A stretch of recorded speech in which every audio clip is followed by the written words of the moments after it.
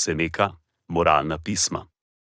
Morali bi se odpovedati mnogim stvarem, s katerimi smo zasvojeni in jih imamo za dobre. Sicer bo pogum izginil, ker se mora neprestano preizkušati. Velikost duše bo izgubljena, ki ne more izstopati, razen če zani čuje kot nepomembno, kar množica šteje za najbolj zaželeno. Konec citata. Sledi kratka razširitev te misli za modernega človeka. Seneka nas spodbuja, da se odpovemo stvarem, ki niso resnično pomembne, da bi razvili pogum in velikost duše.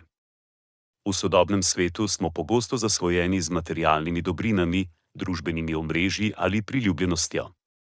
Namesto, da bi sledili množici, moramo prepoznati, kaj je resnično pomembno za nas in se osredotočiti na naše osebne vrednote in cilje.